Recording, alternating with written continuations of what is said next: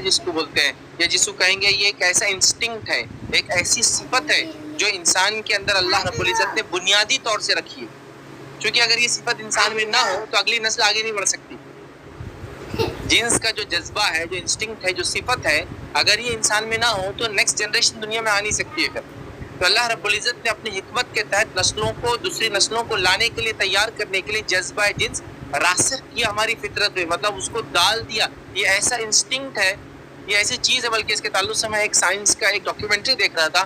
انہوں نے کہا کچھ چیزیں انسانی فطرت سے بغیر سکھائے کے بھی ان چیزوں کو سیکھ لیتا ہے. اس میں سے ایک چیز انہوں نے کہا کہ ہنسنا. ایک چھوٹے سے بچے کو کیا سمجھتا ہوں گا لیکن ہنستا ہے. کچھ بھی آپ ایکشن کیجیے ہنستا ہے. دوسرا بھوک لگنا، اور بھوک لگنے پر کیا کرنا ہے اس کو پتا، چیزوں کو کھانا ہے، منہ میں ڈالنا ہے. تو ایک چھوٹا سا بچہ بھی بھوک لگے تو آپ سمجھتے ہیں نا، ماں کے جسم سے نزدیک ہوتے ہی، یا اگر ماں کے جسم سے نزدیک نہ ہو کوئی آدمی نے بھی گود پہ لیا ہو تو اپنی منڈی کو کہاں گھساتا، آپ بھی بولتے ہیں اس کو بھوک لگی شاید. اس کے نیچر میں، اس کی فطرت میں وہ چیز کی وہ حاصل کرنا چاہتا ہے نا. اور تیسرا انہوں نے کہا سیکس، جس کو کہیں گے جنسی جذبہ، یہ اس کے نیچر میں، کوئی اس کو نہیں بھی سکھائیں گے تو یہ چیز سیکھ لیتا ہے. یہ ہیومن بیسک نیچر ہے جس پر وہ پیدا ہوا ہے. ٹھیک ہے، تو بہرحال یہ بنیادی جذبہ ہے. جنس اور شہوت کے بارے میں اسلام کا نظریہ افراط اور تفریط کا نہیں.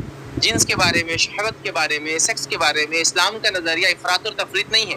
مطلب زیادتی کمی کا نہیں، بلکہ اسلام اعتدال کا راستہ بتاتا ہے، مڈل موسٹ پاتھ بتاتا ہے، جو بالکل صحیح طریقہ بتاتا ہے. اسلام یہ بھی نہیں کہتا ہے کہ تم جنس کو مکمل چھوڑ کر رہبانیت اختیار کر لو، سیلیبسی اختیار کر لو، مطلب کبھی زندگی میں سیکس نہ کرو، ایسا بھی نہیں کہتا ہے. اور یہ بھی نہیں کہتا ہے کہ تم بس سیکس ہی کرتے رہو، جنس کے جذبے میں، شہوت کے اندر ہی پڑے رہو.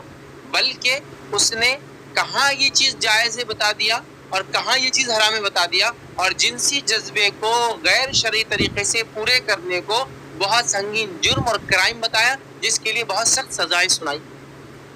ہم سب جانتے ہیں شادی شدہ انسان زنا کر لے تو سزائے موت سنائی گئی، غیر شادی شدہ کرے تو 100 کوڑے لگائے جائیں گے، اور جلا وطن گروہ کا حکم دیا تو سخت سزائیں سنائی. کیونکہ اسلام چاہتا ہے کہ نسلوں کا تحفظ ہو، جنریشنز محفوظ رہے. کون کس کی اولاد ہے یہ نون ہو، کیونکہ اس سے وراثت کے مسائل جڑے ہیں، اس سے پردے کے مسائل جڑے ہیں، کئی مسائل جڑے ہیں. سمجھنا بات تو نون اور نسل کی حفاظت، یہ مقاصد شریعت، شریعت کے مقاصد ہے جس کے تحت اس نے احکامات جاری کیے. اس میں سے ایک مقصد ہے کہ جنس کی نسل کی حفاظت. تو جنسی آلودگی کو اسلام نے پسند نہیں کیا، جن سے رکنا بھی حکم دیا، بلکہ شادی کرو کا حکم دیا، اور صحیح جگہ پہ جنسی تسکین کو پورا کرنے کا حکم دیا. غلط جگہ کرنے پر سخت سے سخت وعیدیں اور سزائیں بھی سنائی ہے لوگوں کو. یہ بات کون سمجھ لے. اسی طرح